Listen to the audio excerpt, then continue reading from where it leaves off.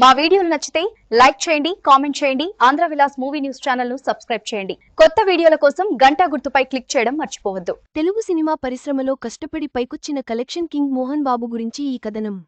బయట ఆయన కోపిష్టిగా కనిపించినా ఆయనలో దాగి ఉన్న అద్భుతమైన సానుకూల గుణాలను ఇక్కడ తెలుసుకుందాం. తెలుగు ఫిలిం ఇండస్ట్రీలో కష్టపడి పైకి వచ్చిన వాళ్లలో కలెక్షన్ కింగ్ మోహన్ బాబు ఒకరు. బాక్సాఫీస్ వద్ద ప్రస్తుతం ఆయన సినిమాలు కానీ వాళ్ల ఫ్యామిలీ మెంబర్స్ నటించిన సినిమాలు గానీ వర్కౌట్ కాకపోవచ్చు, అది వేరే విషయానికి. కానీ మోహన్ బాబు కష్టపడి ఈ స్థాయికి రావడం అనేది మామూలు విషయానికి కాదు. అయితే ప్రస్తుతం సోషల్ మీడియాలో ఎక్కువగా మంచి ఫ్యామిలీ మీద ట్రోలింగ్స్ కనిపిస్తూ ఉంటాయి. వాళ్లు కూడా వీటిపైన చర్యలు తీసుకునే ప్రయత్నం చేస్తుంటారు. ప్రతి మనిషిలో పాజిటివ్ నెగిటివ్ రెండు కూడా ఉంటాయి. కానీ మనం అవతల వ్యక్తి నుంచి ఏం తీసుకుంటున్నాం అనేది మన నిర్ణయం మీద ఆధారపడి ఉంటుంది.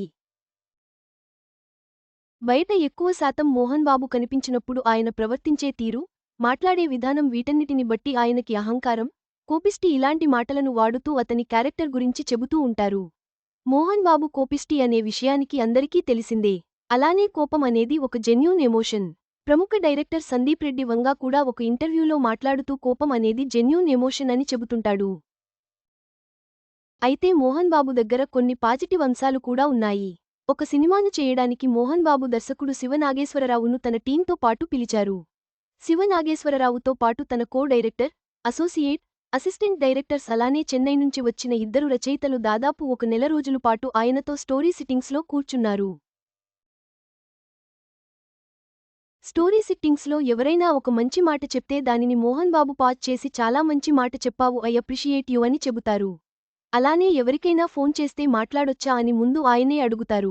అలా అడిగిన తర్వాత ఆయన మాట్లాడుతారు. చాలామంది అవతల వాళ్లు ఏ సిట్యువేషన్లో ఉన్నారో తెలియకుండా మాట్లాడేస్తుంటారు. ఈ విషయంలో మాత్రం ఈ రెండు ఆయనలో ఉన్న గొప్ప విషయాలు. మోహన్ బాబుకో అంటే కోటి పులిరాజాకు డబ్బు వస్తుందా అని ఒక టైటిల్తో సినిమాని అనుకున్నారు. అప్పట్లో పులిరాజాకు ఎయిడ్స్ వస్తుందా అనేది ఫేమస్ కొటేషన్. చాలా గోడల మీద కూడా అది కనిపించేది అని దృష్టిలో పెట్టుకుని పులిరాజాకు డబ్బు వస్తుందా అని ట్యాగ్ లైన్ పెట్టారు. ఆ కథ పూర్తిస్థాయిలో తెగకుపోవడం వలన ఆ సినిమాను మొదలు పెట్టకుండా మధ్యలోనే ఆపేయవలసి వచ్చింది. అయితే అప్పటికే ఆ సినిమాకి పనిచేస్తున్న అందరికీ కూడా శాలరీలు పడిపోయాయి. ఒక కో డైరెక్టర్ ఊర్లో ఉంటే ఆయనను కూడా ఆఫీస్కి పిలిపించారు. సినిమా ఇలా క్యాన్సిల్ అయిపోయింది.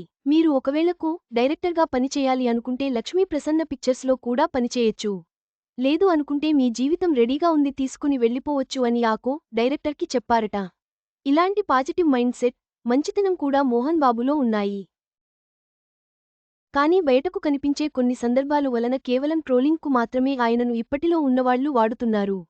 మోహన్ బాబులో బహిరంగంగా కనిపించే కోపిష్టి స్వభావంతో పాటు ఇతరులను గౌరవించడం, అభినందించడం వంటి మంచి లక్షణాలు కూడా ఉన్నాయని ఈ కథనం స్పష్టం చేస్తుంది. ఆయన బహుముఖ వ్యక్తిత్వాన్ని ఇది ఆవిష్కరిస్తుంది.